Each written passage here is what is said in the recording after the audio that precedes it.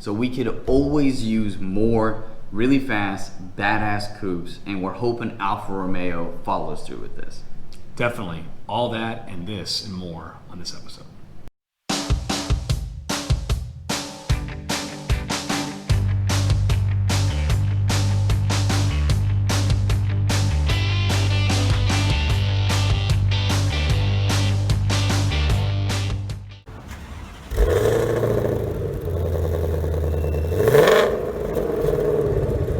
So yeah, as Jacob was talking about, Alfa Romeo has been doing, well, they really came back to the market about 5 years ago, 6 years ago or so.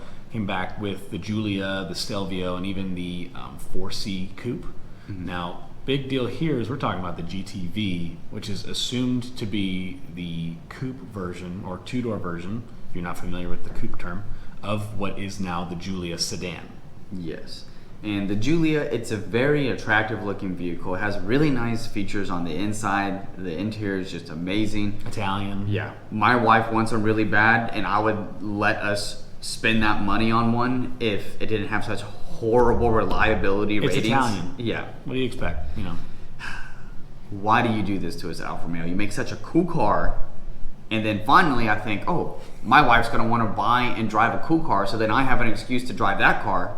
But no, it's going to blow up after like 30,000 miles. Now, we're not bashing on this because this is definitely something, if you're a lease customer, I think it's a great car to lease, because if you don't have to worry about the long-term maintenance of an Italian sports car, good for you. Because that's something no Ferrari customer or Lamborghini customer will ever admit to you, is that they are in shape, form, or fashion being reliable. But what it does have is, like Jacob said, very nice leather, as well as some features. They even, what I kind of like is a weird feature, is the push to start button, like you see on most cars nowadays, is actually on the steering wheel in a cool spot. But cool thing here with the GTV is obviously, like, the Giulia already looks great. I mean, it's got, and especially with the upgraded version, is the Quadrifoglio, which has a twin turbo V6 putting north of 500 horsepower. I think this would be super cool and definitely very competitive with the GTV being the coupe. If you bring that over, you're going to give the M4 a run for its money. Yeah, and speaking of competitors, the current Giulia, it makes sense that it competes with stuff like the 3 Series or like the Audi A4s or like the sedans of the A classes. But when you make a coupe version of it, it's pretty much the same thing as taking a 3 Series BMW and making the 4 Series, which is just the 2-door version of that 4-door version. And so like A4 to an A5 or a C300 to a C300 coupe, things like that. Shouldn't see really a huge difference right now. Currently with the Giulia, they have a 2-liter turbocharged engine putting upwards of about 280 to almost 290 horsepower, that's very, very competitive. If you're looking at Mercedes pushes out around 250, maybe 240s, as well as BMW being around that same number. But what really sets it apart is, I think, the Quadrifoglio capability. I think them giving you the option of having something that has north of 500 horsepower. The only other car brand I can think of that does that right now is Mercedes with their C-Class.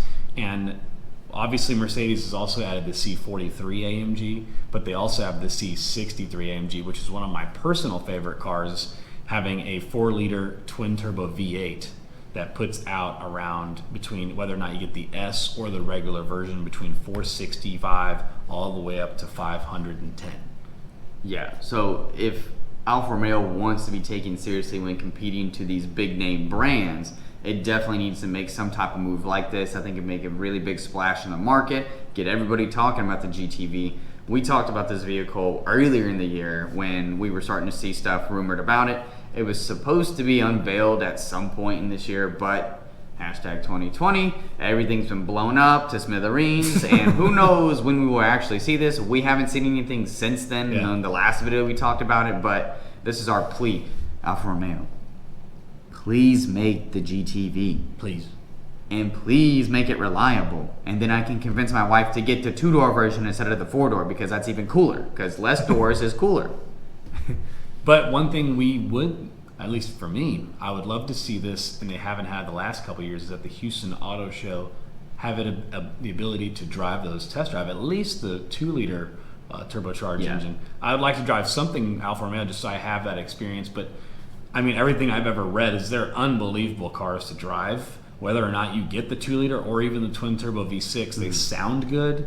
Like, there's not a lot of things that you can knock on them outside of the looks and the performance, besides the fact that the engine may knock at some point. But It hopefully may be not. knocking on you not knocking on it. Yeah. But, I mean, this is, as well as other cars we've talked about, they're getting a lot cooler. This is another one that we really hope hits the American market, and we hope that you guys do your part of buying this car. Because most auto manufacturers that are not producing cool cars is because we, as the consumers, are not buying them. So please, please do your part, whether it's the V8s that are still around, the manual transmissions, or just coupes that are ending up as new cars these days in the car industry.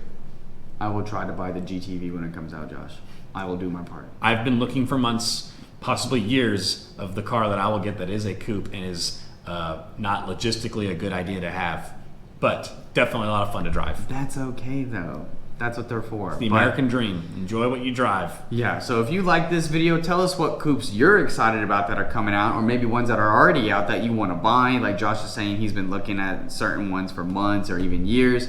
Let us know what type of cool coupes you have in your mind. Or ones that you're driving right now. Post pictures in our social media or even in the comments section below. Hit the subscribe button, hit the like button, hit the bell so you get notifications when we do post videos. Keep up to date with everything that we're posting for you guys, so then that way you know what is coming up in the auto industry. And that is Gulf Coast Gearheads signing off.